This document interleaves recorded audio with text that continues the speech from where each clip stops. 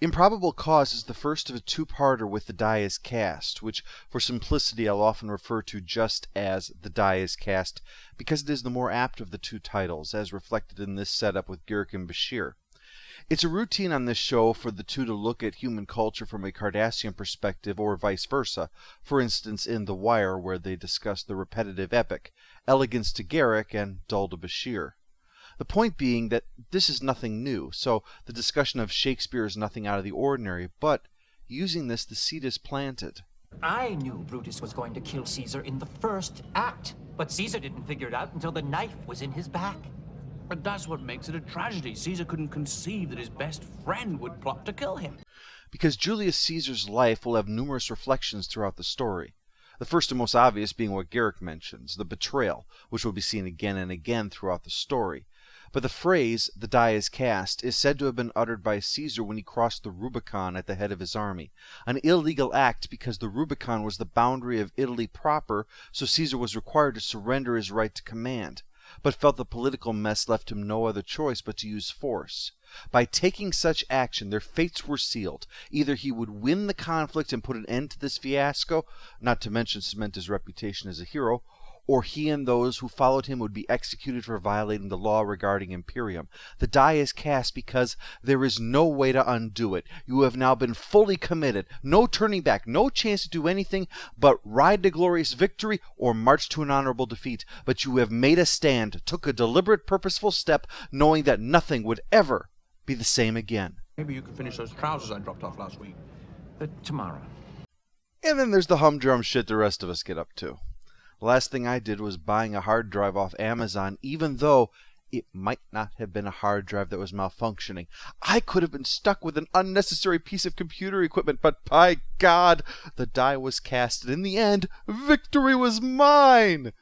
Yes, just another day in the life of everyday people. Mundane problems. I can't find any pens. My blinker bulb needs replacement. I need to order more checks from the bank. Machinery infirmary. Medical emergency on the promenade. I need to clean up after the explosion. It's another day in the life, huh? Garak survives the explosion in his shop, and at first it looks like an accident, but careful examination shows evidence that the accident was arranged, probably by an enemy that Garak made during his time with the Obsidian Order. But naturally, Garak denies ever having worked for them. He's a simple tailor who was only exiled because he failed to pay his taxes. His list of suspects is pretty pitiful. There's the Nausicaan whose wedding suit I misplaced. And the Iridian I owe money to. And of course, there's always Major Kira. This is serious, Garak. I'm being serious. I don't think she likes me. Not the best places to start looking, but Odo is thorough, so he'll investigate them all the same. Meanwhile, Bashir regales Garak with the tale of the boy who cried wolf, with the lesson that Garak is just like the boy in the story. When you lie all the time, nobody believes you even when you tell the truth. But in classic Garak fashion, he reinterprets it. Are you sure that's the point, Doctor? Of course. What else could it be? That you should never tell the same lie twice. Part of the grand collection of bastardized Aesops, like the message of the tortoise and the hare, is that doping horses is a surefire way to ensure that the long shot always wins. And the goose that laid the golden egg is how you should never perform surgery until you're sure it's what's called for. No, Mr. Shepard, with respect, it is not the moral of the story.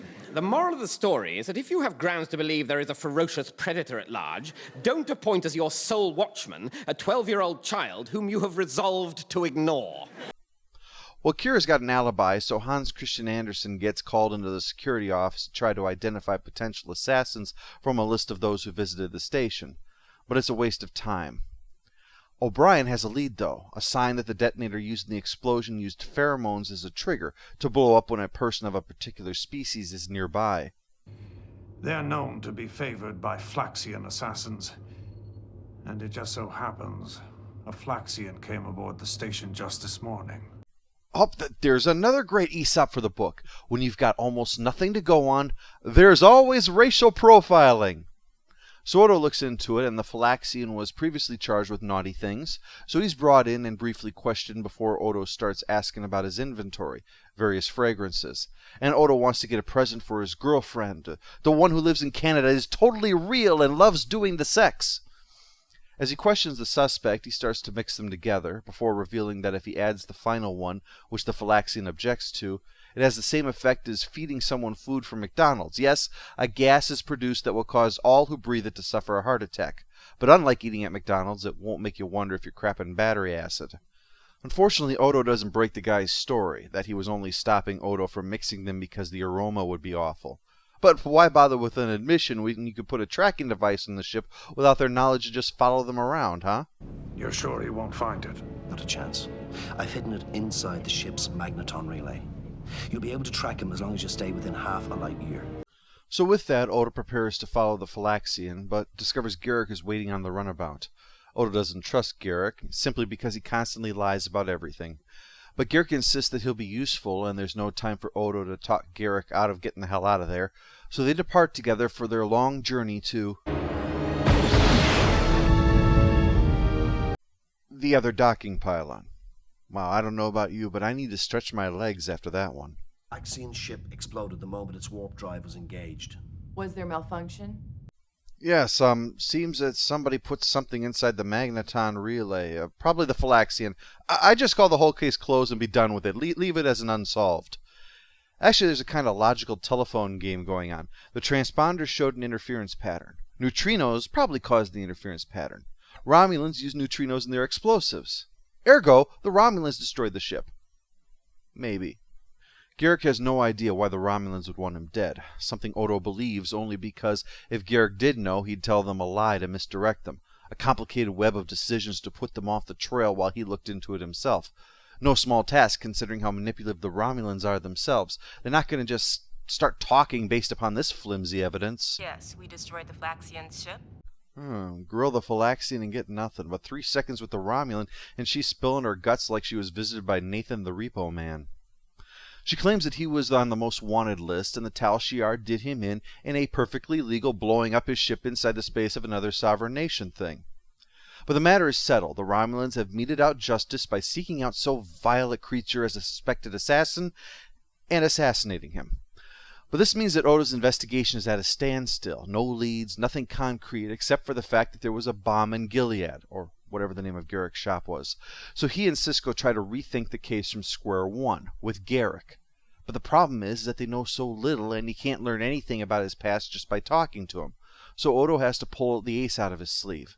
A secret contact with a high-ranking Cardassian who can get him information. The contact. We're given quite a few things here. That he had a cosmetic surgery for some reason and doesn't want Odo to know what he looks like now. He knew Odo during the occupation. Odo once did something that put him in his debt, which is why he's doing this to help him out here. He has very high-level access given the information that he provides. What we don't know is who he is and what his connection to Odo is, and unfortunately, we never find out. It's disappointing because the more you play up the mystery aspect, the more it should be expected that there will be a later payoff of some kind. Even if it's not giving us answers, at least something to justify the lengths that it goes to. Because everything it talks about has nothing to do with Odo and everything to do with this mysterious visitor. So it's not as if we're discovering anything about Odo that his previous scene with Sisko hadn't already provided us. Now, don't get me wrong, this scene is masterfully done. It is a thoroughly necessary scene done in such a way as to provide much-needed information in an interesting and thought-provoking manner. It's merely the lack of later follow-up that is the disappointment, not the scene itself. Remember this, every time we see Lita acting like a chipmunk, it's a scene where we had time that we could have spent following up on this mysterious contact and didn't. Anyway, the upshot is that Odo's investigation is just a small piece of a very large issue. Unusual Romulan activity has been taking place, signs that they're doing something near the Cardassian border, and what's more, 5 other former Obsidian Order agents all died the same day that Garak's shop was blown up. A fact that pleases Garak, if not for the fact that he was nearly killed. Odo's confrontation over his denial that they knew each other in the Obsidian Order finally pushes him over the edge. I am not Dr. Bashir, and we are not sparring amiably over lunch. You dragged me into this investigation, and you are now going to cooperate with me. Pairing up Odo and Garak is one of the things that becomes so obvious in retrospect that you're left to wonder why nobody did it sooner. Garak, who loves to lie simply for its own sake, having to work with Odo, practiced observer who prefers if people were just straightforward. Putting these two presences together elevates a normal mystery into a dynamic character piece as well, because as Odo reveals, Garak was the one who blew up his shop. He did it to put Odo on the trail of the Phylaxian who was here to poison him, and he couldn't risk Odo not taking him seriously, so he arranged a fake assassination to catch the real assassin. Only Garak would be warped enough to hatch such a plan, and only Odo experienced enough in handling Garak and his lies to see through it. And him. Besides, I think you secretly enjoyed destroying your own shop. Well, I admit, watching it burn wasn't exactly tragic. So Garak finally admits to the truth, that he was indeed in the Order, that the 6 of them were close associates and advisors of Enabran Tain, the head of the Obsidian Order who had made an appearance in the aforementioned The Wire. So that makes Tain their only lead, now that Garak and Odo are working together on this. So Garak tries talking to Mila, Tain's housekeeper and confidant, but it seems that something strange has been happening, and now Tain has vanished. Well, if there are answers, they lie with Tain, and Mila's concern over him convinces Garak that they should go after him, with Odo coming along to set up the backdoor pilot for this fall's new cop buddy action piece, The Weasel and Stretch. Improbable cause kept raising the stakes, starting with a simple investigation into the bombing, to an assassination plot, to Romulan involvement, and now the former head of the Obsidian Order is missing. This is a serious matter, and Garak turns to the one ally on this station that he can rely on to carry out a very dangerous assignment. Actually, Doctor, there is something. What? If you go into my quarters and examine the bulkhead next to the replicator, you'll notice there's a false panel. Let's all go to the lobby. Let's all go to the lobby. Behind that panel is a compartment containing an isolinear rod. If I'm not back within 78 hours, I want you to take that rod and eat it. I told you it was dangerous. Those things are made of something almost as indigestible as the stuff from McDonald's, and yes, I'm still holding a grudge. This scene, by the way, is an inside joke that I'll explain soon, but for now, the Weasel and Stretch are heading for the Cardassian border to check in at one of Tain's safe houses. But as they head there, the walls around Garak are crumbling, revealing more of the truth. That, for starters, Tain was the one who had Garak exiled. But Odo observes that risking his life to help the man isn't just a sign of past loyalty or some debt, but that this is something personal. He wouldn't go to this much trouble otherwise. Are you trying to say that I have no sense of honor? But that remains to be seen. It's pretty amazing that this two-parter was written by 2 different sets of writers, given how seamlessly the story is. How well the first part set things up for the second. How the second takes the little things of the first and brings them fully into focus, especially given the background that I'll provide soon. For now, the dynamic between the two gets intense because Odo, the observer and detective, pierces Garak's lies and deduces that he was Tain's protege, who cares so deeply for him that despite how much he should hate him, he's risking everything to try to help him. But Garak is indeed a master spy, which means being very observant and spotting weaknesses in potential adversaries. So he distills Odo down to nothing more than a machine with a distaste for disorder, that he may be aware of emotions like Garak's that drive him to do things that may not be logical, but he does not experience such feelings. And not because he's Vulcan, but just because he's isolated himself. Odo is a man who mimics the appearance of man, knows the feelings of men, but he is just an outsider walking amongst men in the end. And by choice, both will show their truth before this is over. Eventually they arrive in Cardassian space, but to their surprise a Romulan warbird decloaks over them and catches them in a tractor beam. They're taken aboard, only to discover Tain is waiting, and readily confesses that he did try to have Garak killed. If villains just love to do that, they can't help themselves. And did you notice that your coffee tastes like someone spit in it? It was me! There seems to be a bit of admiration in Tain, though, as he makes side comments to Odo on the game that Garak's playing, trying to manipulate the situation even while he's in captivity, all while Odo feigns disinterest. But Tain allows Garak's manipulations to play out, confessing that the Obsidian Order and the Tal Shiar are both putting this fleet together to stage a first strike against the Dominion. The ships that Thomas Riker and the Maquis discovered in the episode The Defiant were part of this fleet. This is an attempt to cripple them before the war ever starts, by taking out the Founders, which they can find because the condition of the cloaking device for the Defiant was that the Federation had to share all information on the Dominion with the Romulans. Everybody got that? Okay. So they know where the Founders' homeworld is, how they saw through the Defiance cloak, and the one haircut style the Founders all use. There's no stopping them. Tane's killing off the operatives who might have been a threat to him, but the news that Garak blew up his own shop so amuses Tane that he almost forgets why he had Garak exiled. We don't know exactly why, but it involves some kind of betrayal of Tane, at least as he saw it. Now, it may seem contradictory to what I had said last time, but we don't really need to know the exact details. We get enough of the picture to answer the questions we had while still having one or two things linger. But basically, we know enough to picture how Garak wound up in the situation that he did, and who he is and why he does what he does. And so we understand why he accepts Tane's offer to return with him and join in the attack on the Founders, with a remark that ties back into the beginning. So, do you want to go back to your shop and hem pants? To go back to the humdrum shit? Or to manipulate things on an interstellar scale? For Garak, it's no choice at all. It's my opinion that DS9 is a superior show to Voyager, and this is one of the reasons. If it comes to playing it safe, 9 times out of 10 Voyager will, and 9 times out of 10 DS9 won't. Improbable Cause and the Dias Cast are the first instance in Trek where a two-parter has different titles for each part. And the reason for it is because it was never intended to be a two-parter. It was supposed to end with that rod thing, the false panel telling Bashir how to find it. That way, Tane would have to let them go at the end of the episode, or Bashir would reveal the evidence.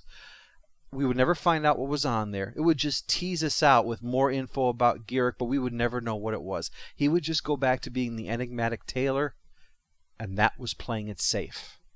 And the writers hated it. They felt like it was a cheap, if not downright cliche way to hit the reset button. Hence why they reworked this from the actual plot into a joke at the expense of Bashir and his romantic view of spy plots, to in essence take their cliche and just play it up as something Bashir might actually believe.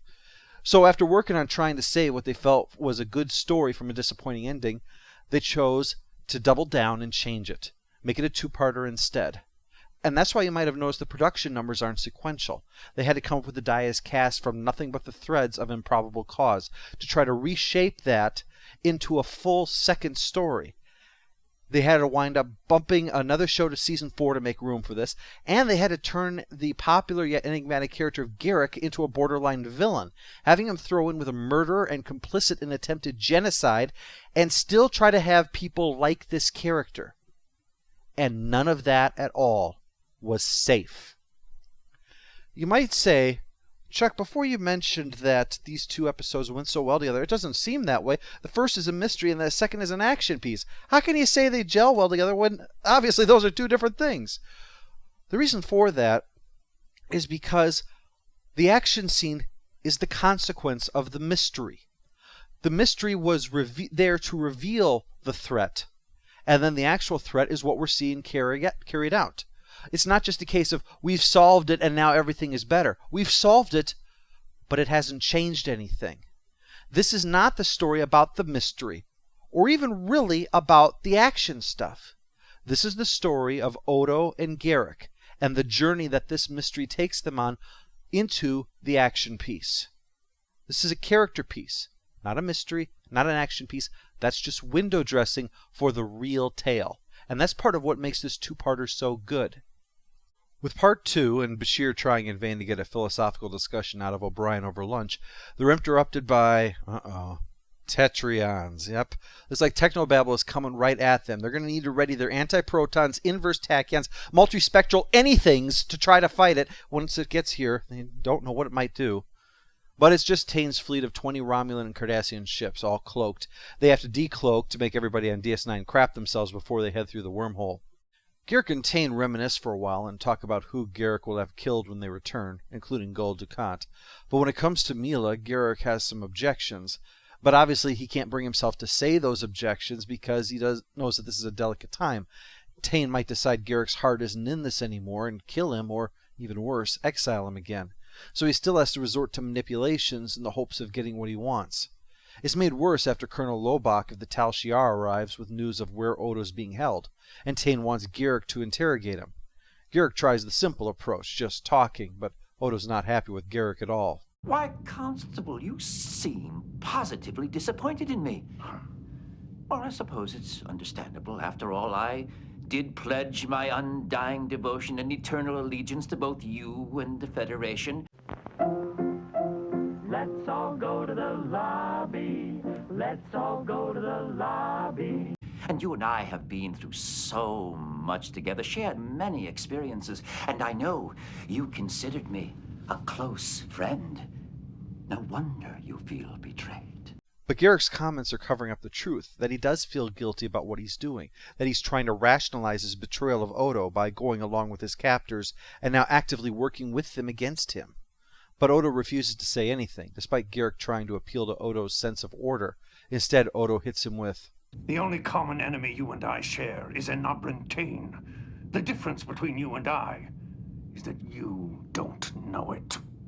Another example of the Caesar thing. Garak had mocked Caesar's inability to see Brutus' betrayal coming, and Odo is making the same kind of remark for Garak. Now, whether Garak is aware of the possibility but helpless to act on it for now, we don't know. But the implication of Odo's words still carries the idea that Garak has positioned himself at the centerpiece of this grand tragedy. With no new info, Garak has to return to Tane empty-handed as they prepare for the attack, entering orbit of the Founder's planet. They say the nearest enemy base is 7 hours away, and they'll begin planetary bombardment. Computer analysis indicates that the planet's crust will be destroyed within 1 hour, and the mantle within 5. Wait, 20 ships and you're going to do all that? First, I don't think that sounds plausible. With this tiny flotilla in an afternoon to kill, you think you can blast a world down to its core? I mean, this is a franchise where you walk off a blast to the chest and the number one power in the galaxy has trouble taking out a city of lean-tos. No offense, but your weapons don't seem in the all my rowdy friends are coming over to blow up your planet league. You know, one of those fleets maybe from the Dominion Wars, sure, that's pretty big, but 20 ships? No. But let's leave that aside for a moment. Far more important question here is, why? Why do you plan to destroy the mantle of this planet? Do you believe the Dominion has some mutual defense pact with the lava people and are planning to take them both out at the same time? Do you think the Founders are hiding in the magma? You know, you're going to get back home. Oh, they were in the mantle the whole time. God, is my face red. Even your own ridiculously optimistic projections say it's going to take 4 or 5 times as long, depending on how you want to interpret what he says, so to destroy the mantle as it will the crust. And I humbly submit to you that once a planet has been deprived of any place to stand or swim, you can safely call it a day. Anything still alive at that point is going to wish it was dead and soon have its wish granted. And just because you've got 7 hours estimated until an overwhelming armada of pissed-off, drug-addicted religious zealots arriving to avenge their fallen gods doesn't mean it's a good idea to spend 4 or 5 hours farting around. If it takes a little longer, or they're a little bit faster than you thought, do you want to have burned through all your firepower blasting molten rock? Look, if you really want to demonstrate that you're both awesome and a bunch of assholes at the same time, forget about bombing this planet down to its core. Just carve a huge dick on their moon with your disruptors. It'll take a hell of a lot less time and probably be more tactically useful. Okay, but getting back into the universe, there is always a chance the Founders might have some defenses there that could stop them before they finish blowing away 85% of this planet just because. So just to make sure they're not interrupted, they should go and interrogate Odo some more. But Garak is hesitant about taking this thing to the next level, trying to find all kinds of excuses, but in the end, he believes he has no choice. You don't have to do this. Yes, I do. And I think we both know that you won't trust me until I do. So the point is finally addressed. Is Garak a man of honor? Well, he's now sided against the man who was helping him in his search in order to satisfy the man who tried to have him killed. The man who wants Garak to torture Odo into betraying secrets that will aid in the annihilation of his entire race. Everything that Garak wants is within his reach. He just has to do one terrible thing first. So he'll hold his nose and do it. While Garak has been dealing with his issues with Tane, life goes on DS9. Not everything in the world revolves around Nabrantane, after all. I intend to remove that threat. Let history be my judge. Just everything important. Tane's actions here continue the Julius Caesar theme in that he has chosen to perform an illegal action, creating ships for the Obsidian Order and launching this attack, for reasons both personal and what he believes will ultimately benefit his nation. Tane's plans seem to hinge on supplies of the White being exhausted if the Founders are destroyed, since they're the ones who control that, and thus all the Jem'Hadar will die in a matter of days. Of course, that's a lot to gamble on, the idea that the Founders control it to such a degree that the Vorta would rather all die than try to manage it without them. And maybe they won't manage it. So that's what everyone's going to gamble on. The Cardassians and the Romulans publicly condemn all this and say they're going to try to stop it, but in truth they're just going to let it all play out and see what happens. Starfleet seems to think the same thing. Hope that Tane can pull this off. But in the meantime, they're going to have to be ready regardless. When you murder the gods of drug-addicted super soldiers, they tend to be indiscriminate in their retribution. So the Admiral orders a code, Wah! Which is evacuate DS9 of non-essential personnel and have the Defiant on standby in case they need to defend against a Dominion attack. Sisko would like to try to go and rescue Odo. No mention's made of Garak, so they must have sensed some disturbance in the douche field or something and knows that he doesn't really need rescuing. But it doesn't really matter because the Admiral says no. Still, well, look at that. He's an admiral in a gold shirt. Gold-shirted admirals are like light beer. It doesn't really count. So, figuring that the spirit of the order will be held up when 9 ships arrive tomorrow to back up the system, Sisko plans to go rescue Odo anyway. I consider this a volunteer mission. There's a good chance you won't be coming back from this mission. And even if you do, you'll probably be facing a general court-martial. Yeah. We've heard it all before, Captain. Let's just get the volunteering over with so we can get this all over with, huh? The secondary plot reminds me of the one from Darmok. It's understandable that they're not going to just stand by, and it's commendable that they're going to show the crew taking some kind of action instead of just sitting there with their thumbs up their butts. They're actively trying to save Odo and possibly Garak, but it's frankly a distraction and full of lots of cliches, like this one. It's to help pad out the story, and it shows. Still, I credit them this. Tactical ready. Warp and impulse engines online. Cloaking device standing by. Helm ready. Security detachment is aboard and phaser rifles have been issued to every fire team. Yes, the one ship in the fleet that says put one person in charge of shooting the enemy ship and another in charge of shooting any boarders is the USS Ben Sisko's motherfucking pimp hand, where every position always tacks on the end of it and shooting things. But otherwise, everyone has volunteered for the you'll be court-martialed even if you somehow survive this mission. So, full cliche ahead. He's repeating his order not to enter the Gamma Quadrant. That's what you think it says. How can you be sure when a transmission is as badly garbled as that one? Yep, even got the broken radio gag in there. You know, now that I think about it, the one time I can recall when a message was so garbled it was hard to tell for sure what they were saying was in waltz. Or they did what they figured the person probably wanted them to do anyway. I love Eddington's expression. Christ, this is how you people defy Starfleet? Amateurs.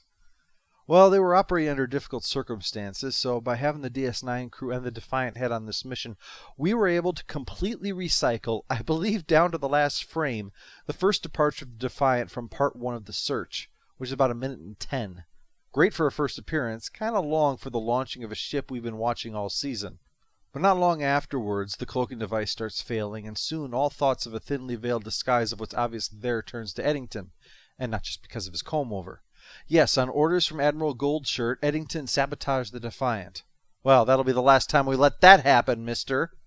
Grumbling the whole way, O'Brien is sent off to try to fix the damn thing, but Eddington explains that whatever happened, he is still needed if Sisko plans to continue on this folly instead of turning back.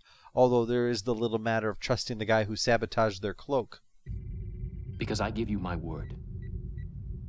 I make it a policy to never question the word of anyone who wears that uniform. Don't make me change that policy. No worries here, Commander. I am definitely not going to betray you today. Meanwhile, in the actual plot, you remember what that was, don't you? We catch up with Odo and Garak, remembering that one was going to torment the other. If it was Odo, I'm sure he'd change his uniform into a mix of pinstripes with polka dots and force the tailor to look at him while he modeled it. But instead, Garak is going to be doing the torturing. And it really only consists of this doohickey that the Obsidian Order made, which prevents a changeling from altering their shape. Since Odo must return to a liquid state after a while, Garak's essentially putting him in a full-body stress position. But Odo doesn't realize that yet. Oh, no. You're going to torture me, aren't you? How I've been dreading this. Please have mercy, Garak. But it's easy to be brave in the face of torture when you don't think you can be tortured. Once Odo realizes his predicament with his doodad, he loses his bravado, and Garak crosses over from gray positive to gray negative. His remarks to Odo are reminiscent of John Delancey and some of his quiet and dark moments as Q. It's not that he's crossed into the realm of evil, but his capacity for it is on display. He's willing to do this distasteful thing to get what he wants. He's not enjoying it, but he is trying to do it effectively. He may be rationalizing this to himself, like he was earlier when he tried just questioning Odo. Only now it's why he needs to go through with it. If I don't do it, the Tal Shiar will do it anyway. At least if I do it, I can try to be as kind as possible within the boundaries of an interrogation. Or maybe I can push his buttons so that he'll break faster and spare him excessive discomfort in the end. But we don't know for sure. We can only speculate as he quietly, persistently goads Odo about the similarities between the two men, isolated as they are, that there is something Odo held back. And that's all Garak needs, just something to prove to Tane that he was willing and able to break Odo, even if it's not helpful. Or broke whatever's left of him. Wow. Looks like the corpse they pull out of peat bogs. But Odo refuses to relent as Garak continues to push him until finally he breaks. Not Odo, Garak. Odo! Talk to me! Tell me something! Anything. Lie if you have to, but say it now, please. In reality, Garak's been tormenting himself this entire time as well. And it might be the sight of him, the image that even Garak has broken, that prompts Odo to admit the truth that he held back. Garak has revealed that he has a sense of honor to a degree after all, that he is capable of feeling shame for what he is doing. Likewise, Odo reveals that the isolated constable wants nothing more than to be part of the Great Link. Did you get anything out of him at all? Nothing. He never broke. And after all that, in the end, Garak is unwilling to share what he learned, even though it was useless to anyone. After who knows how long torturing Odo, he couldn't bring himself to betray his secret. He'd rather take the chance of Tane losing faith in him. So Tane decides to have Odo killed, but Garak speaks up, and so does the Colonel, who wants him for further study. So Tane agrees to let him live for now. And besides, we got a planet to bombard beyond all reason. But first, Colonel Lobach wants a word with Garak. You are a practiced liar, Mr. Garak, but I am a practiced observer. And I can assure you, I am going to be observing you very closely. Well, that doesn't sound good. So, time for the money shot. The fleet starts bombarding the planet, but... No change in life form readings. Oh, that's great. Not only do they change their shape, they're also Highlanders. Actually, they're fake life signs. This whole thing is a trap, which they find out when the Jem'Hadar swoop in with about 150 Dominion ships surrounding them. Colonel Lobach says that they have no choice but to stand their ground rather than trying to flee, but Tane's unable to believe this happened. What could this be?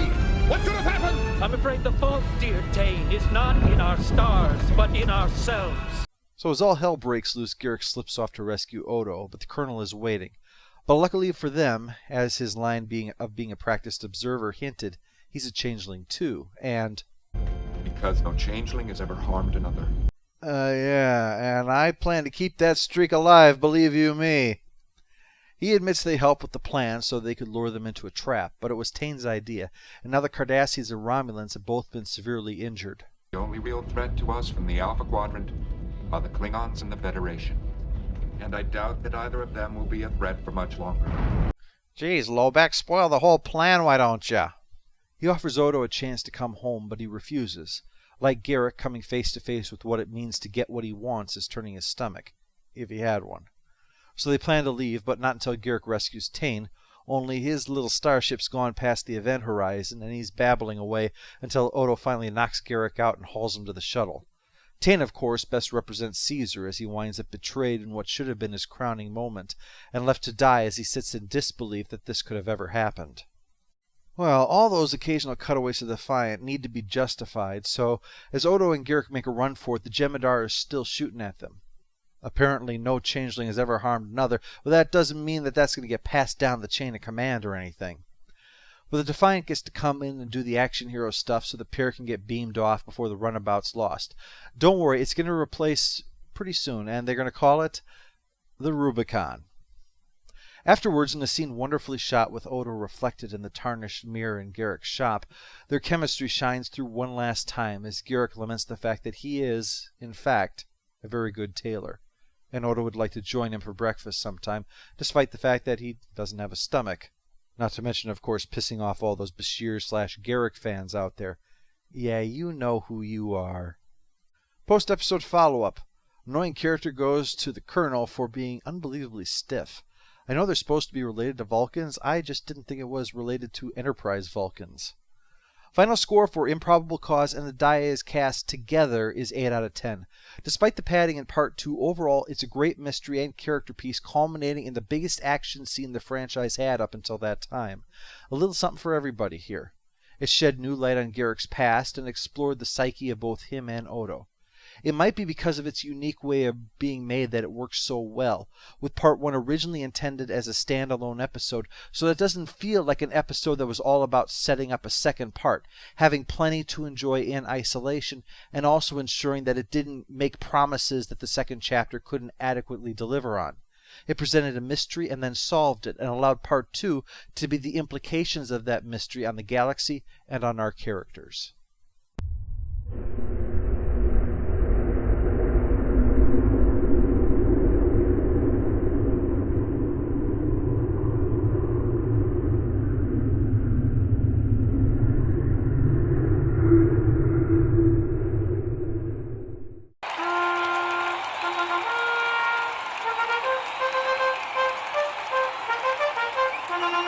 All hail the Overlord! All hail the Overlord!